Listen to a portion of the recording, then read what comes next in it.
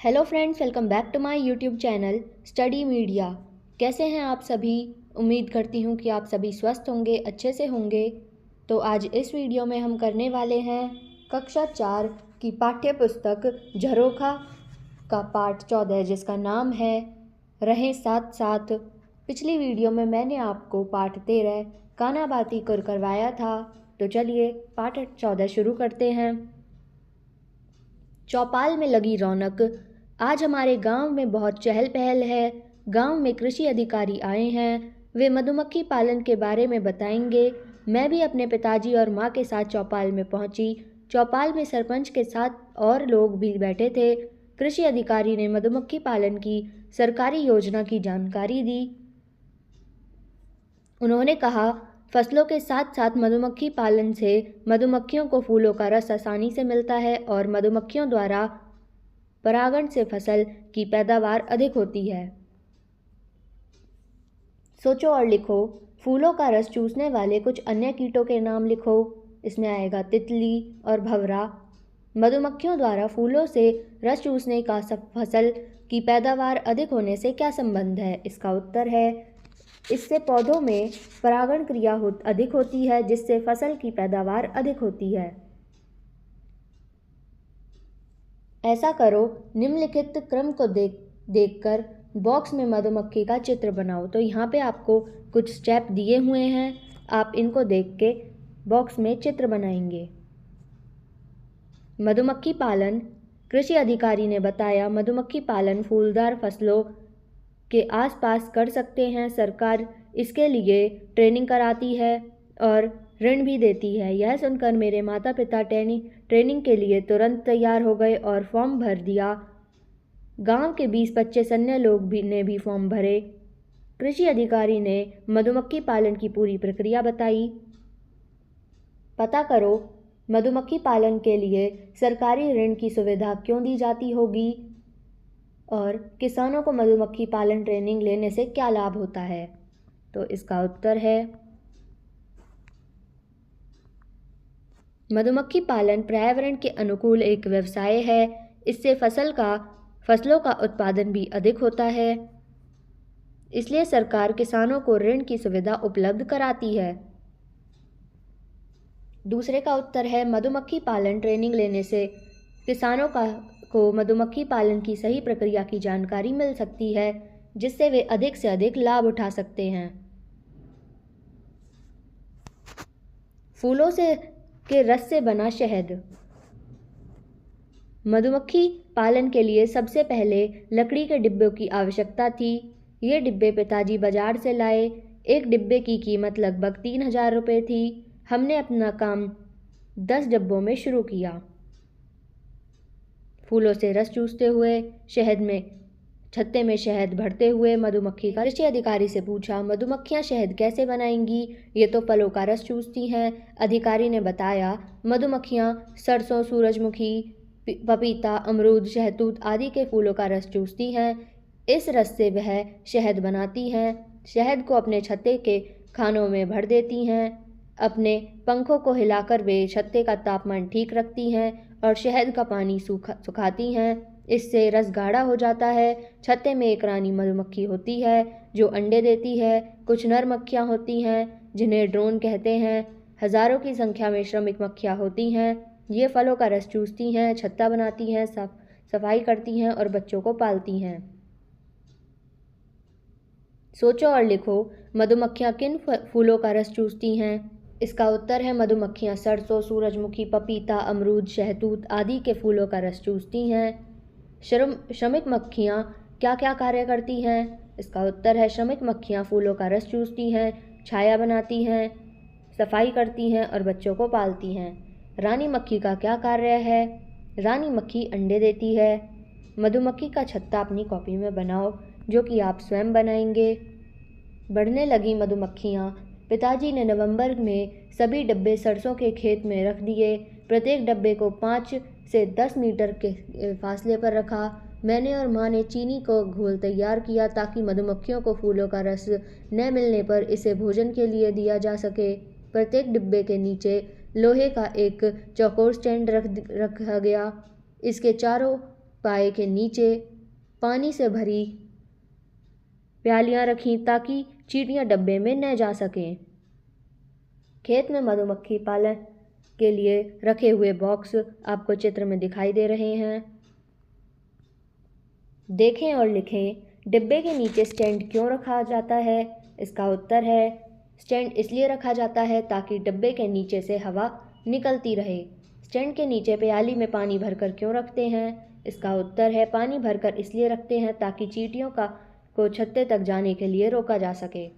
यदि सरसों के फूल कम हो तो मधुमक्खियाँ क्या खाएंगी? इसका उत्तर है, चीनी का घोल।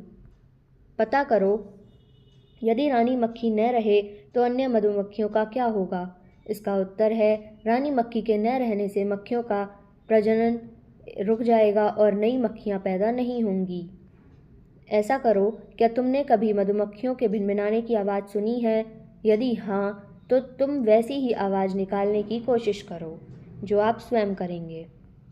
तैयार हुआ शहद। पिताजी समय समय पर डब्बों को खोलकर उनका निरीक्षण करते रहते हैं। ऐसे करते समय वे मधुमक्खियों से बचने के लिए मुंह पर जाली लगाकर हाथों पर दस्ताने पहन लेते हैं। डिब्बों के अंदर जिस फ्रेम पर शहद अधिक मिलता है, वे उस फ्रेम की मधुमक्खियाँ झाड़कर शहद को मशीन द्वारा निकाल लेते। इस प्रकार धीरे धीरे हमने बहुत सारा शहद इकट्ठा कर लिया। हमने इसे बाजार में बेच दिया। शहद शुद्ध व साफ होने के कारण 100 रुपये प्रति किलो बिका। अब हमारे पास 40 डिब्बे हो गए। लोग हमसे शहद खरीद कर ले जाते हैं। गांव के और अन्य लोग भी खेती के साथ साथ मधुमक्खी पालन शुरू किया है। अब बताओ, क्या तुम्हें या तुम्हारे परिवार में किसी को कभी मधुमक्खी ने डंक मारा है? यदि हाँ, तो दर्द कम करने के लिए तुमने क्या किया? इसका उत्तर है, हाँ, डंक मारा है। तब मेरी माँ ने डंक पर नींबू रगड़ा तथा मुझे आराम मिला। क्या तुमने कभी शहद चखा है? यदि हाँ, तो इसका स्वाद कैसा लगा? इसका उत्तर है, हाँ, चखा है। इसका स्वाद मीठा होता है। तुम शहद कहाँ से लाते हो? इसका उत्तर है, बाजार से। पता करो, तुम्हारे घर में शहद का उपयोग किन कामों में होता है? इसका उत्तर है, जुखाम, खांसी आदि में दवाई के रूप में। तुम्हारे यहाँ शहद किस भाव बिकता है? इसका उत्तर है 200 रुपये किलो। मधुमक्खी की तरह और भी कई जानवर झुंड में रहते हैं, जैसे मेहनती चींटियाँ। हम आकार में छोटी ज़रूर हैं, पर हमारा परिवार बहुत बड़ा है। हम मीठी तली हुई चीज़ों और अनाज को झट से सूंघ लेती हैं। हम एक खास महक के ज़रिए एक दूसरे को संदेश पहुंचाती हैं, फिर कतार बनाकर दल के साथ वहां पहुंच जाती हैं।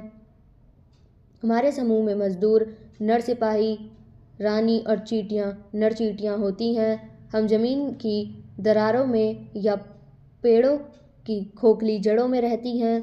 बरसात का अनुमान होते ही हम अपने अंडों को सुरक्षित स्थान पर ले जाती हैं। सोचो और लिखो, क्या तुम्हारे घर में भी सब मिलकर काम करते हैं? यदि हाँ, तो कैसे? इसका उत्तर है, हाँ, हमारे घर में सब मिलकर काम करते हैं। हम सभी घर के कामों में माता जी की मदद करते हैं।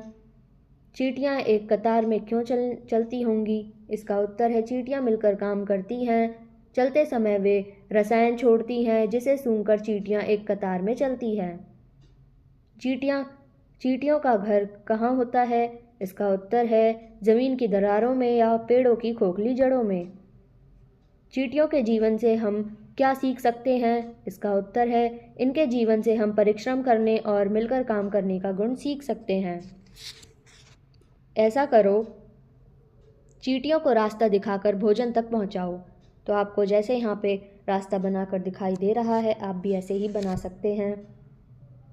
हाथियों का झुंड। हमारे झुंड में कुछ हथिनियाँ और बच्चे होते हैं। हम तालाब में नहाना और मिट्टी में लौटना बहुत अच्छा लगता है। इससे हमारी त्वचा साफ रहती है। हमारी सूंड इतनी मजबूत होती है कि हम इससे घास का तिनका भी उठा सकते हैं और पेड़ों को भी उखाड़ सकते हैं। हथिनियाँ हमें पानी में धकेल कर तैरना सिखाती हैं। सबसे अधिक उम्र की हथिनी हमारे आगे चलती है और हम सब उसका कहना मानते हैं। सोचो और लिखो, हाथियों के झुंड का मुखिया कौन होता है? इसका उत्तर है, सबसे अधिक उम्र की हथिनी। झुंड में रहकर हाथी के बच्चे क्या क्या सीखते हैं? इसका उत्तर है तैरना, नहाना और मिट्टी में लौटना, सूंड से पेड़ उखाड़ना। समूह में नील गाय। मुझे गाय की बहन कहा जाता है। किसानों की तो मैं दुश्मन हूँ क्योंकि उनकी फसलों को चट कर जाती हूँ।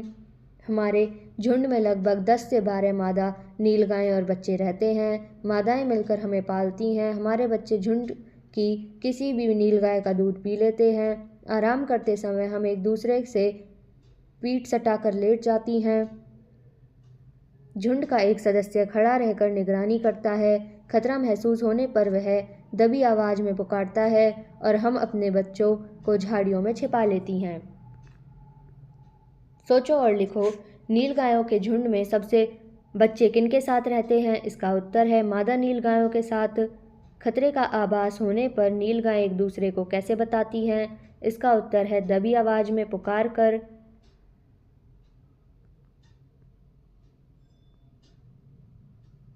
भेड़ों का रेवड़। हमें तो बस अपने मुखिया के पीछे चलने की आदत है, चाहे वह गलत दिशा में जाए या सही दिशा में। हमारे झुंड में 20 से 30 भेड़े और मेमने होते हैं। हमारी माताएं हमें एक साथ मिलकर चलना सिखाती हैं। किसी खतरे की स्थिति में किनारे पर चल रही भेड़ें आक्रामक व्यवहार करने लगती हैं। घास चरते समय भी हम एक दूसरे को देखती रहती हैं। अनजान आवाज़ से डर कर हम मिमियाना शुरू कर देती हैं। शिकारी जानवर को हम दूर से सूंघकर पहचान लेती हैं। सोचो और लिखो, भेड़ों के झुंड को तुम्हारे यहाँ क्या कहते हैं? इसका उत्तर है रेवड़। भेड़ों के मेमने झुंड में रहकर क्या क्या सीखते हैं? इसका उत्तर है साथ मिलकर रहना, चलना। चरवाहे भेड़ों के साथ कुत्तों को क्यों रखते हैं? अपनी भेड़ों की रक्षा के लिए कुत्तों को रखते हैं। तुमने जिन जंतुओं के बारे में पढ़ा है, इनके अतिरिक्त उन जंतुओं के नाम लिखो जिन्हें तुमने झुंड में देखा है। बकरी, हिरण, सूअर। जानवरों के झुंड में रहने के क्या फ़ायदे और क्या नुकसान हो सकता है, तालिका में लिखो। इसके फ़ायदे हैं, झुंड में रहने से सुरक्षित रह सकते हैं। झुंड में रहने से बच्चों का सही पालन पोषण होता है। और नुकसान है, भोजन बांटकर खाना पड़ता है। अधिक भीड़ भाड़ से शिकारी सरलता से पकड़ सकता है। तो चर्चा करो।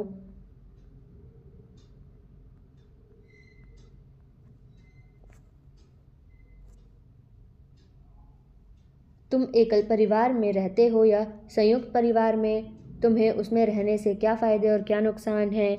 इसका उत्तर है मैं एकल परिवार में रहता हूँ। इसका मुझे यह फ़ायदा है कि मेरे पिताजी जितनी भी चीज़ें घर लेकर आते हैं वे सिर्फ मेरी होती हैं और मुझे उन्हें किसी के साथ बांटना नहीं पड़ता। जबकि इसका मुझे नुकसान यह है कि मुझे अकेले ही खेलना पड़ता है। यदि तुम भी चींटियों या हाथियों की तरह झुंड में रहते तो अपने काम कैसे करते? इसका उत्तर है मैं झुंड के अन्य सदस्यों की भांति अपने काम मिलजुल कर करता। तीसरा, गडरिये भेड़ों को क्यों पालते हैं? इसका उत्तर है गडरिये भेड़ों को की ऊन उतारकर महंगे दामों में बेचते हैं। इस काम में उन्हें अच्छी कमाई होती है। ऐसा करो, भेड़ का पता लगाने में गडरिये की सहायता करो। गडरिये को रास्ते में कौन से जानवर मिले उनके नाम लिखो। तो यहाँ पे आप रास्ता बनाएंगे और यहाँ पे लिखेंगे मेमना, कौआ, चूहा, कुत्ता, बिल्ली, खरगोश, ऊंट, चिड़िया। सोचो और लिखो, तुमने जिन जानवरों की सवारी की है उनकी सूची बनाओ। तो इसका उत्तर है हाथी, घोड़ा। दिए गए जानवरों से संबंधित जानकारी तालिका में लिखो।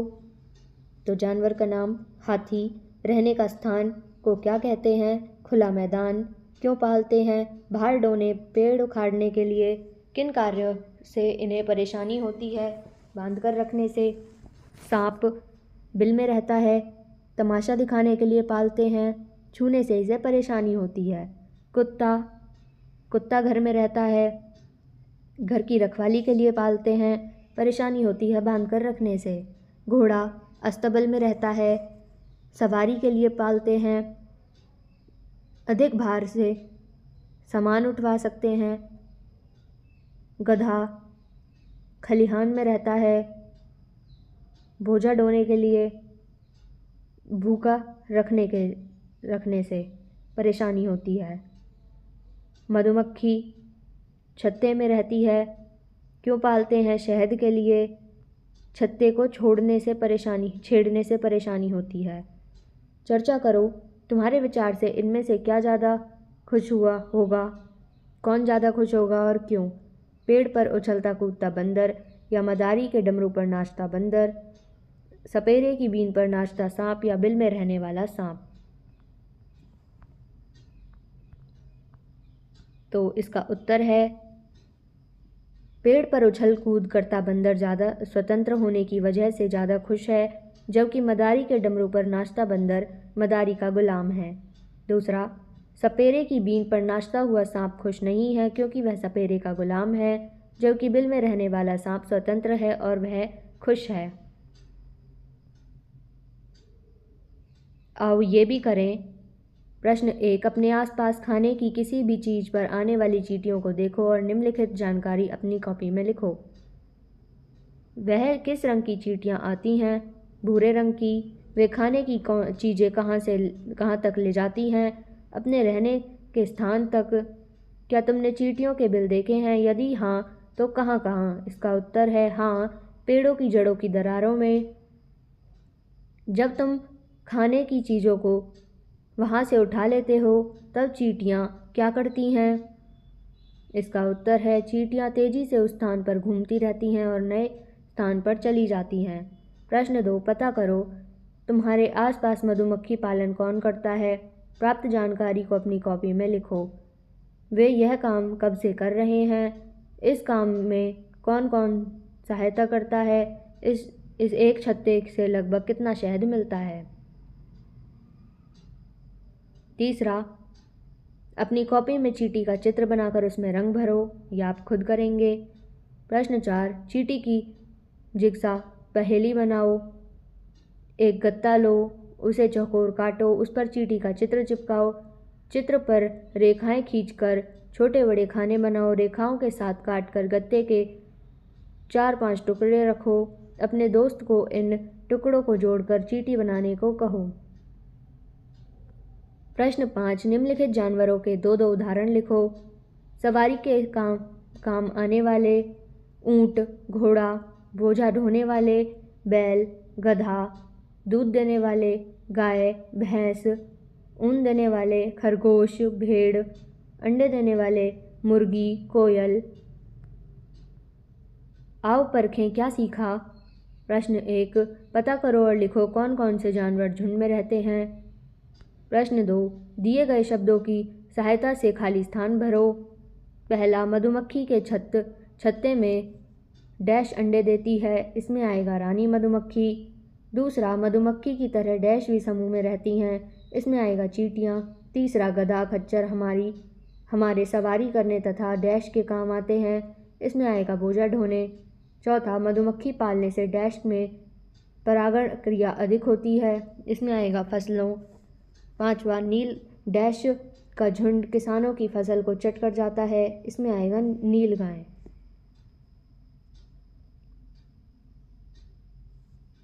तो पता करो और लिखो कौन कौन से जानवर झुंड में रहते हैं। इसमें आएगा भेड़, बकरी, नीलगाय आदि। हम करते हैं इसके अन्य महत्वपूर्ण प्रश्न। प्रश्न 1, सरकार मधुमक्खी पालन और मुर्गी पालन जैसी योजनाएं क्यों चलाती है? इसका उत्तर है सरकार किसानों का फायदा पहुंचाने के लिए मधुमक्खी पालन और मुर्गी पालन जैसी योजनाएं चलाती है। इन योजनाओं के चलाने से किसान के लिए कृषि के साथ साथ अतिरिक्त आय के साधन उपलब्ध हो जाते हैं। प्रश्न 2, मधुमक्खी के जीवन से आपको क्या शिक्षा मिलती है? इसका उत्तर है मधुमक्खी के जीवन से हमें एक साथ मिलकर रहने और मिल बांटकर काम करने की शिक्षा मिलती है। प्रश्न 3, शहद हमारे किस काम में आता है? इसका उत्तर है शहद एक प्राकृतिक और गुणकारी उत्पाद है। इसका प्रयोग दवाइयाँ बनाने के लिए किया जाता है। घर में भी देसी नुस्खों के रूप में जैसे काली मिर्च पाउडर और शहद को मिलाकर चाटना इत्यादि के रूप में इसका प्रयोग किया जाता है। प्रश्न 4, चींटियाँ अपना काम कैसे करती हैं?